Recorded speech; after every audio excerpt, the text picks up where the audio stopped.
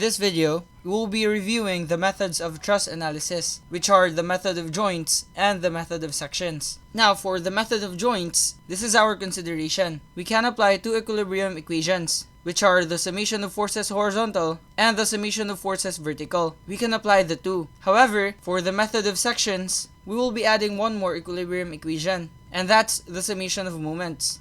Now let me just clarify this one. Both of these should be equal to 0. So we have equal 0 and equal 0. And then for the method of sections, we have the following: summation of forces along x, summation of forces along y, and the summation of moments about any point. And then we'll set that to 0. And so you should take note of these. Now this is actually our configuration. We have a truss, and then we have a hinge support at A and a roller support at D. And so before solving all of the forces in our members, we must first get the reactions. And so our hinge at A will have two reactions. So this is, let's say, AY, and then this is AX. And then at point D, we have a vertical reaction because this is a roller support. And so let's label this as dy. And so we will first solve this. Find the forces in all members using the joint method. Now again, the joint method is advantageous if you will be calculating all the forces in your truss. However, if you are asked to only find the forces in some members, then the method of sections will be ideal. And so let's just continue. Now, in order to get dy,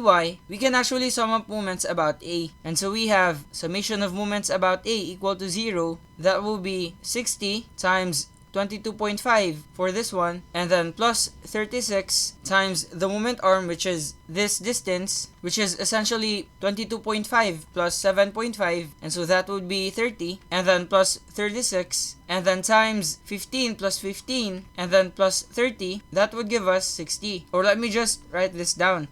So we have 22.5 plus 7.5 plus 15, and then plus another 15. Because again, this is our total perpendicular distance, about point A. And then we have dy, and so that will be minus, because it will cause a counterclockwise rotation about point A. And then our moment arm will be 15 plus 7.5, and then plus 22.5. So 15 plus 7.5 plus 22.5, which is just equal to 45. And then this is equal to 60. And then we'll equate this one to 0. And so let's now solve dy. And so we have 60 times 22.5, and then plus 36 times 30, and then plus 36 times 60, and then minus dy, which is our unknown value, times 45. And then we'll set this to 0.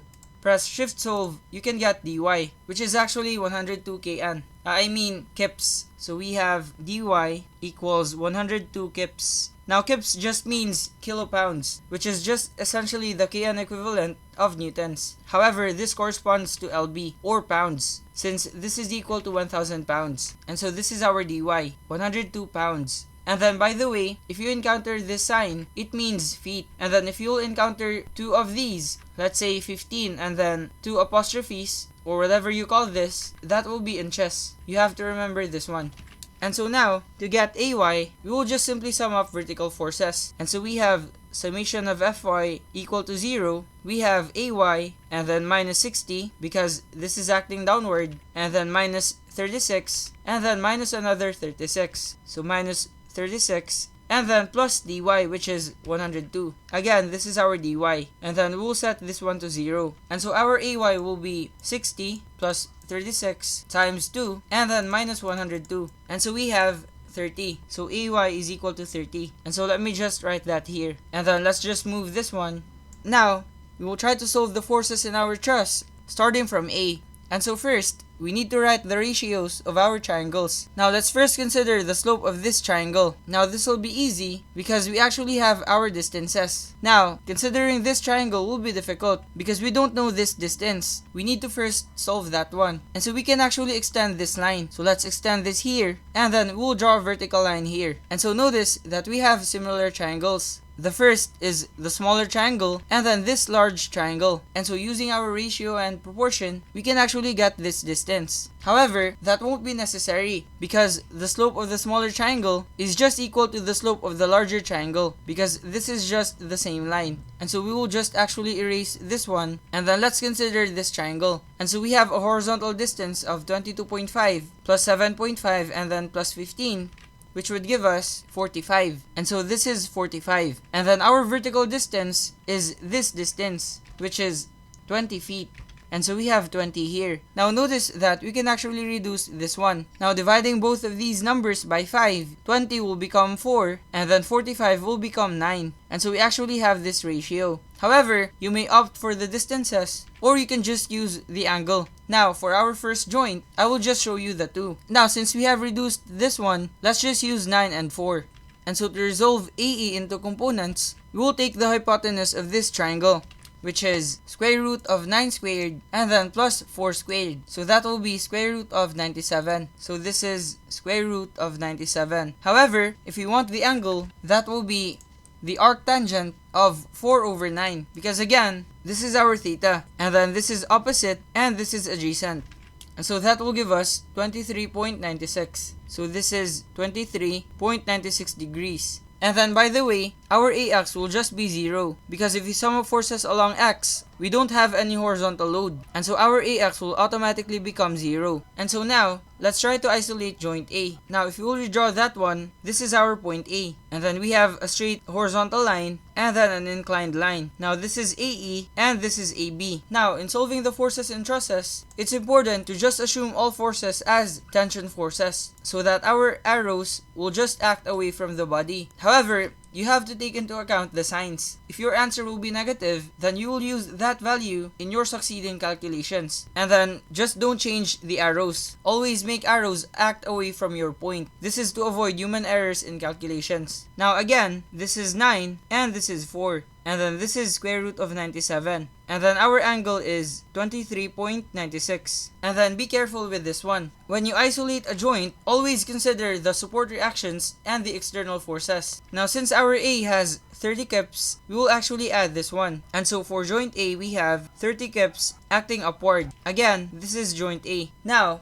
in this configuration, we can't get AB directly because our AE has a horizontal component. And so what we will do is we will sum up forces vertical so that we can first get AE. And so summing up forces vertical, we have 30 which is acting upward, so that will be positive. And then we have the vertical component of AE. Now let's just write this one here. This is the vertical component of AE and this is the horizontal component. Now this value is just AE times 4 divided by square root of 97 because again, this is the vertical distance and then this is our hypotenuse. This is how you can get the component. Or alternatively, you can use AE and then sine 23.96. You can use either of these, whichever is more convenient. And then this horizontal component, that will be AE multiplied by 9, which is the horizontal distance, divided by the hypotenuse, so square root of 97. Or you may also use AE and then cosine of 23.96. And so let's continue. We have minus AE because this is acting downward, and then multiplied by 4 divided by square root of 97. So 4 over square root of 97. Now these are our vertical forces, and so we will set this to 0. And so we can now solve AE. We have 30 minus x and then times 4 over square root of 97. Our AE will become 73.87. Or let's just use 3 decimal places. And so our AE is 73.866. And then this is kips. Now again, I'm just writing K because this is the shortcut for kips. Don't be confused with this one. And then since our result is positive, then that means that this is in tension. And so this is our AE. Now to get AB, we'll just sum up forces horizontal. And so we have the summation of forces along X. So we have AB, and then this is plus because this is acting to the right, and then plus this horizontal component because that's also acting to the right. And so we have AE multiplied by 9 over square root of 97. And then we'll equate this one to 0. And then since we already have AE, we will just substitute this one. And so we have AB plus 73.866 times this expression, and then equals 0. And so our AB will be 73.866 and then times 9 divided by square root of 97. However, since we will move this one to the right, we will change the sign. This will actually be negative. And so we have 67.499, which is just virtually equal to 67.5. And so our AB will be negative 67.5. And then since our result is negative, then that means that this is in compression. And so these are the forces at joint A. Now, if you use the angle, let's say for this one, you can replace this expression with sine 23.96. And then if we'll input that one, we have 30 minus x, and then sine 23.96, and then equals 0. So solving AE, we have 73.87. Now, the difference in the decimal is just due to the rounding off of values. However, as you can notice, they are just the same. Now, it will depend on you whether you want the angle or the ratio. Just try to find what fits your style. Now, since we already have the forces at joint A, we will now try to solve the forces at joint E. Now, sir, why not B? If I will solve B, I will actually have 4 forces. And then since these 3 are unknowns, I cannot solve for that one directly. And so what's ideal to do if I am going from left to right would be to solve the forces at joint E first. And so let's just move this one, and then let's go to joint E. So we have joint E, and then it's composed of 3 members. Now let's just redraw that one. We have E right here, and then we have this line. And then this is AE, this is BE, which is this one, and then this is DE. Now, we still don't have the slope of this triangle. Let's project a line, and then also here, we need to find this slope. Now sir, how are we going to do that? First, let's solve for this distance. Let's just color this one orange. Now let's say this is y. Now, since we have established that the larger triangle is just similar to the smaller triangle, we can actually use ratio and proportion. And so we have, relating the height over the base, we have y is to 22.5, which is this horizontal distance, equals 20 divided by this horizontal distance, which is just 45. So this is 45. And so now we can solve y. Now that will be x over 22.5 equals 20 divided by 45. And so that will give us 10. So this is actually 10. And also this one, since this is just a projected line. So this is 10, and the horizontal distance will be 7.5. And so to vary our solution, let's just actually use the angle for this one. Now our angle theta will just be arctan of opposite over adjacent. Now our opposite side is 10, and then our adjacent side is 7.5. So divided by 7.5. Now let's just label this as beta so that you will not be confused with this one. So our beta is equal to arctan 10 divided by 7.5. And so that will give us 53.13. And so this is 53.13 degrees. And so if we will draw that here, this will be 53.13 degrees. And then if we'll extend this line, this is just 23.96. And also this one, because again, the slope of AE and DE are just the same because they are along the same line, this one. And so now, we can actually sum up forces vertical and horizontal. And then take note that we already have a value of AE. Now that's 73.866. And so this is equal to 73.866. Now let's try to first sum up forces vertical. First, we have the vertical component of AE, which is AE sine 23.96. I hope you agree with this one. And then we have plus BE because the vertical component is acting upward, and then sine 53.13. And then by the way, let's not forget the external load. Now we have 60 kips acting at E, so we should actually include that. So this is downward and then 60 kips, which is this one. And so we have minus 60, and then finally we have the vertical component of DE, which is acting downward. And so that will be minus, and then DE multiplied by sine 23.96. And so we will actually set this one to 0. However, notice that we have 2 unknowns because we don't have BE and we also don't have DE. And so for this problem, we will actually use our calculators. Because if we go to mode and then press equation, we can actually solve 2 unknowns if we have 2 equations using number 1. Because our AN here is the coefficient of the first unknown, which is x, and then our bn is the coefficient of the second unknown y, and then we'll equate that to a constant term. And so this means that we must move all constant terms to the right in order to follow this equation. And so let's just say that our x is be and then our y is de. So let's just write it here. This is our x and then this is our y. Let's make this clear. Now our AE has a numerical value which is 73.866. And so let's just move all constant terms to the right, again, in order to mimic this one. And so we will be left with BE sine 53.13 and then minus DE sine 23.96 is equal to a constant term. Now let's move this one to the right. That will be positive 60. And then let's also move this one. That will be minus 73.866 and then sine 23.96. Now, you may get the numerical value of this one, but I will not be changing this one. And so this is actually our first equation. Now, sir, where are we going to get the second equation? To get the second equation, we can sum up forces horizontal. So summation of forces along x, we have minus AE, and then cosine of 23.96, and then plus BE times cosine of 53.13, and then we finally have DE, and this is plus because its horizontal component is acting to the right, and then we'll multiply this one by cosine of 23.96, and then we'll set this to 0. Now again, our EE has a numerical value, which is 73.866. And so let's pattern our equation from equation 1. Now what do I mean by that?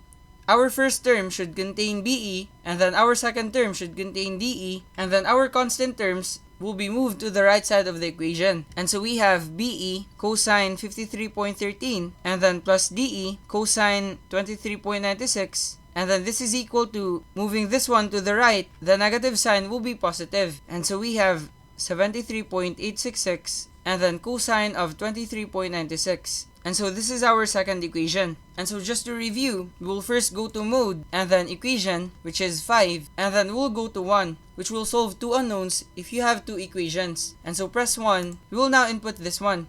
Again, we have established that our x is BE, and our y is DE. And so the coefficient of x is sine 53.13 for the first equation. So this is sine 53.13.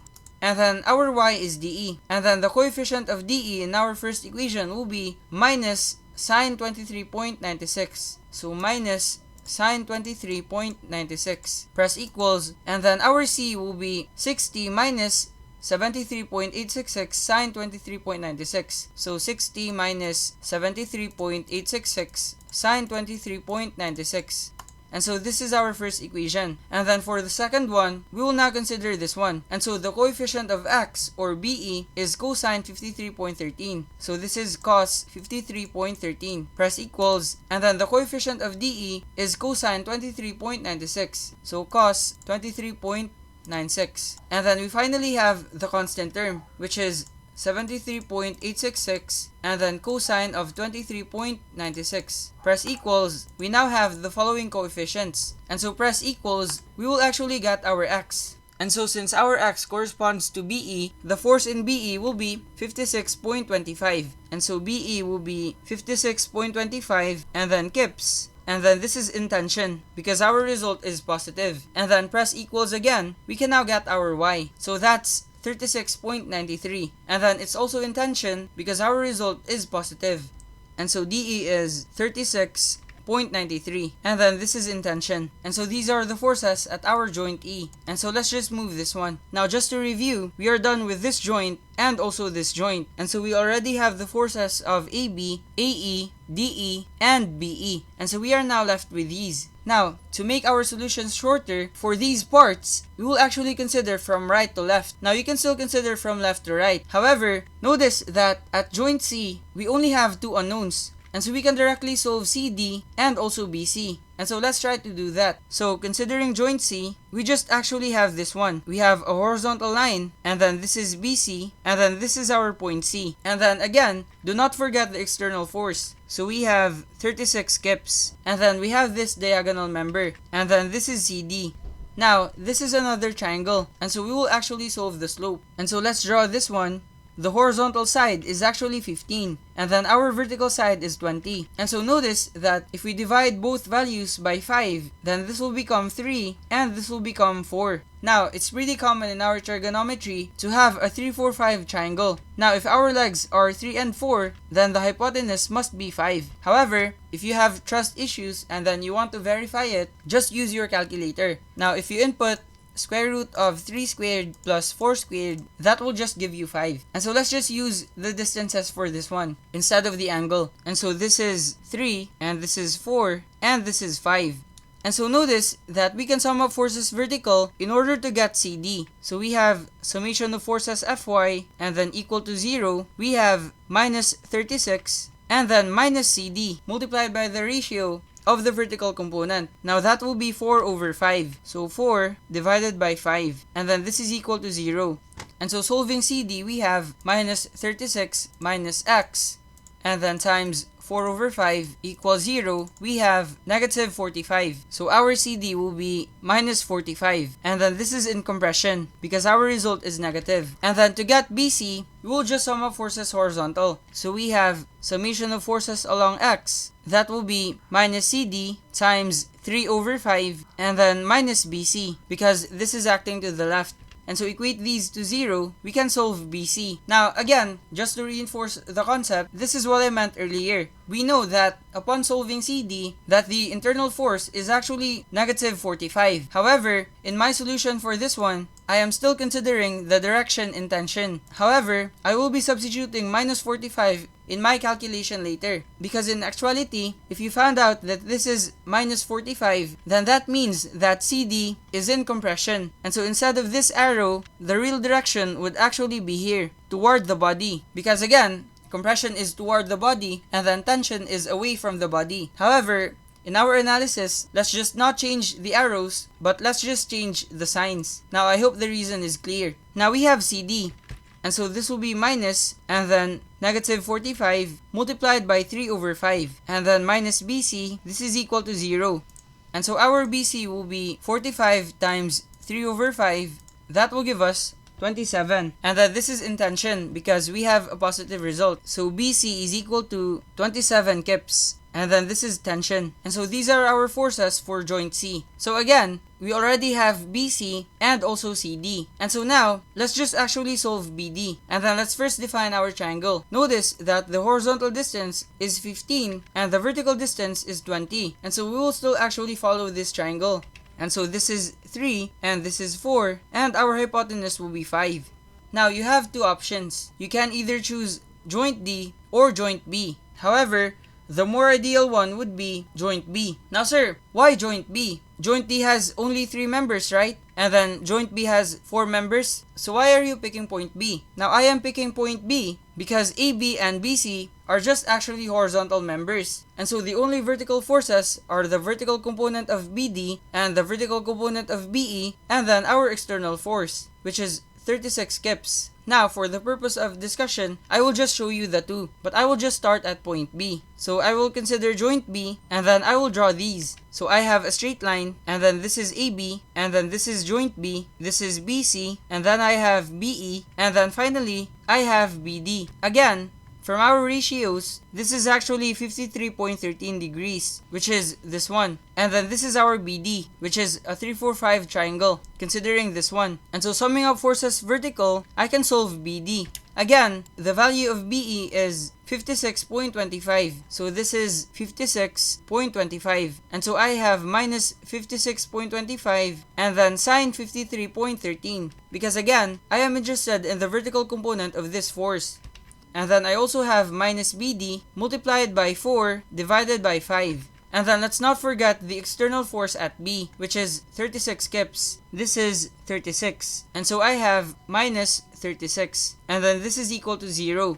So minus 56.25 sine 53.13 minus BD times 4 over 5 and then minus 36 will equate that to 0. And so solving BD, we have negative 101.25. So BD equals minus 101.25. And then this is kips. And then this is actually in compression because our result is negative.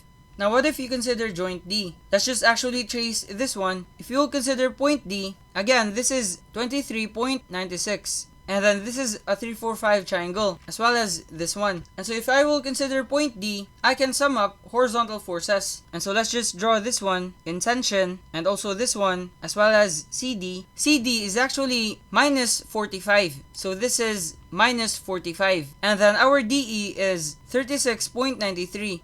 And so summing up horizontal forces, we have CD times 3 over 5. Again, we are not considering the sign first. We are still first considering the direction, and then I have minus BD times 3 over 5, and then minus 36.93 multiplied by cosine of 23.96, and then this is equal to 0. Our CD is negative 45, so minus 45 times 3 over 5, and then minus BD times 3 over 5 minus 36.93 cos 23.96, that will give me 101.25. However, as you can notice, this equation is more complicated than this one, and so it will just depend on you. Now sir, why are you saying that this is more complex? Notice that 3 over 5 needs 3 keystrokes, or simply, to type 3 over 5, you need to press your calculator 3 times. However, for this one, since we are only considering minus 36, then you will just simply input a number instead of having another variable where you will have to resolve the component. And so that's just my tip.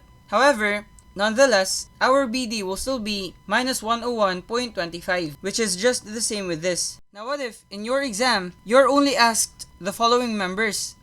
This is where the method of sections will come in, because this is ideal if you're only solving the force of a specific member. Now for this one, we need to compute BE, BC, and BD, their internal forces. So this is BE, this is BD, and this is BC. And so we can just actually overlap our figure here. So this is BE, this is BD, and this is BC. Now you can actually make a section cut, and then your section cut should not terminate inside the truss. It should terminate outside. So you can actually make this cut or this cut. However, you cannot make this cut because you are just terminating at this point. You have to go outside so that it will be considered a section. However, you should be careful that you're not enclosing a joint. And so if I will continue this cut and then I will go here, this is not allowed because my cut is enclosing joint B. And then when you are applying the method of sections, it is not permitted to make a cut such that you will have a joint. And so what I can do here is I can actually extend this line up to here, because then I started outside and then I ended up here. That's how you can check.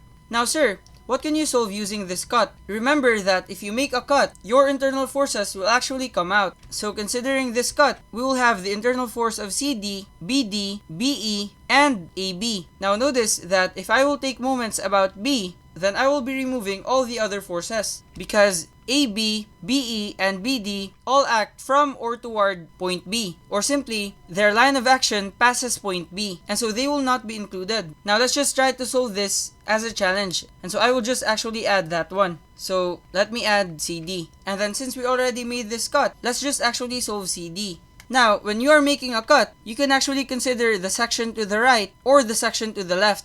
It depends on you. However, for this one, I will be considering the section to the right, so that the reaction at D will not be needed. And so I can take moments about B. Again, we are only considering what's enclosed by the cut. Now this load doesn't have a moment arm about B, so this will be excluded. And then again, BA, BC, BD, and BE all radiate from B, so they will also not be included. And so I'm only interested in this force, and so this force is the only unknown. And so let's resolve this one into components. Now again, this is a 3, 4, 5 triangle, and then our vertical component will be downward, and then our horizontal component will be acting to the left, and then this is CD times 3 over 5, and then this is CD times the vertical distance divided by the hypotenuse. These are the components. I will just move this one toward this point, because again, we can just move the line of action. So instead of here, I will just actually move this one here. And so notice that the line of action of the horizontal component of CD will act toward B, and so it will also be excluded. And so now, I am actually left with this one. I have 36 multiplied by the moment arm, which is 15 plus 15 toward point B, which is 30, and then I have the vertical component, which is CD times 4 over 5 multiplied by the moment arm, which is also 30, because these are along the same line. So times 30, this is equal to 0. And so notice that if you will solve CD, you can actually get the value earlier, which is negative 45. And so let me just remove all of these. Now let's try to solve BE. Now you have to consider that BE may be this one or this one. And so to solve BE, I will actually make this cut, and then this is BE. And then since our internal forces will come out, this will be AB and this will be DE. Now as we have solved earlier, this is 53.13 and then degrees. Now sir, where are we going to take moments? Notice that if you will take moments about A, then you will be able to exclude AB, because our line of action acts along point A. And then if we'll consider DE, the line of action of this force also extends toward A, or simply, it directly hits A. And so that will also be excluded. And so we are left with BE. And then BE actually has two components, one horizontal and 1 vertical. Now, if you will consider the vertical force, the moment arm toward A will be this distance, which is 22.5. And then if we'll consider the horizontal component, this will be our moment arm from here up to here. And so that distance will be 10, as we have solved earlier from this one. And so notice that I can now take moments about A. And so taking moments about A, I have 60 times 22.5, and then positive because it will cause a clockwise rotation. And then I have minus BE sine 53.13, because if I will hold A and then I will apply an upward force here, my truss will rotate counterclockwise. So that will be minus, again, this is BE sine theta, so BE sine 53.13 multiplied by the moment arm, which is 22.5. And then I also have BE cosine theta, which has this moment arm. And so that will be still minus, because again, applying a force to the right will cause a counterclockwise rotation about A, and then this is equal to 0. And so now, I can solve BE directly. And so using my calculator, I have 60 times 22.5 minus x sine 53.13 times 22.5, and then minus x, or BE, cosine 53.13 times 10. And then I will set this one to 0. And so my BE will be 56.25, which is the same as earlier. Notice that we have this one. However, the difference is that we actually went through a lot just to solve BE.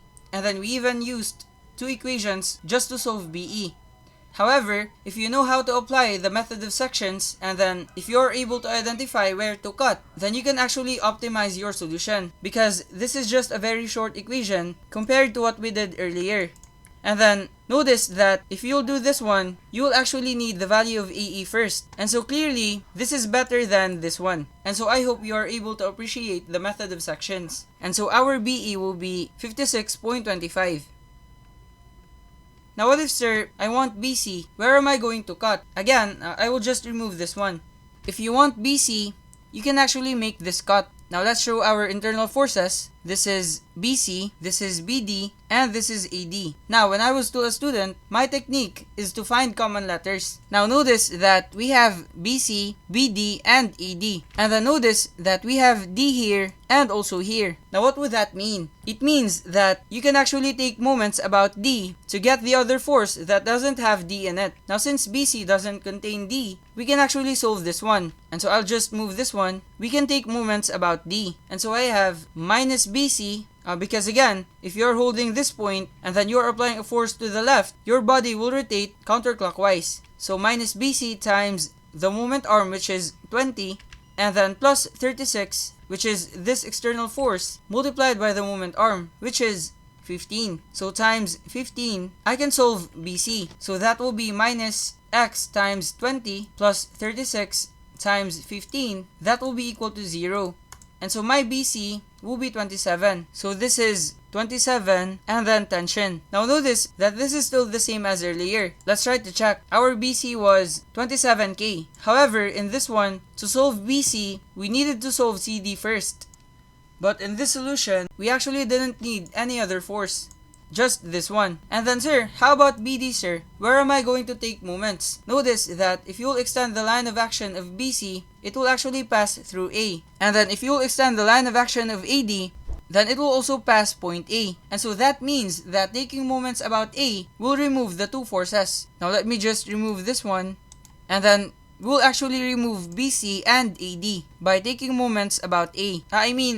This is actually ED, or say DE. So we can remove DE and BC if you will take moments about A because of their line of action. And so I will just consider BD. Now, as what we have solved earlier, this is actually a 3, 4, 5 triangle. So this is 3, this is 4, and this is 5. And then for BD, we have horizontal and vertical components. And so this is BD times 4 over 5, and then this is BD times 3 over 5 for the horizontal component. And so taking moments about A, I have minus BD times 4 over 5, and then multiplied by the moment arm, which is 15 plus 7.5 plus 22.5. Now that will give me 45. And then we have the horizontal component, which will cause a clockwise rotation about point A. Because if you're holding this one and then you will apply a load to the left, your truss will rotate clockwise. So this is plus BD times 3 over 5, and then multiplied by the moment arm, which is 20. And then let's not forget this load. So we have plus 36, and then times this moment arm, which is 60. Equate this to 0, you can solve BD. And so we have minus x times 4 over 5 times 45, and then plus x times 3 over 5 times 20, and then plus 36 times 60. Now the answer is 90. By the way, we were not able to include the support reaction at D, so let's use that one. Now our dy is 102, so this is actually 102. And then we will take that into consideration because it's part of our section. And so we will be adding that. And so that will be minus 102 times the moment arm, which is 15 plus 7.5 plus 22.5. Now that will be 45. So this is 45 and then equals 0. So minus 102 times 45. We have BD equal to minus 101.25. So BD is equal to 101.25. And then this is in compression. Notice that this is also the same as earlier. However, for this particular case, we first found BE in order to solve BD. However, in this solution, we didn't need any other internal force. And so I hope this video has helped you identify the pros and cons of the method of sections and the method of joints. Again, in actuality, it's best to master both of the methods and then just combine the two in order to make your solutions more efficient. And so that's the key takeaway. Now, as a challenge, try to use the method of sections considering the opposite side of what I'm using, and then try to check if you will get the same answer.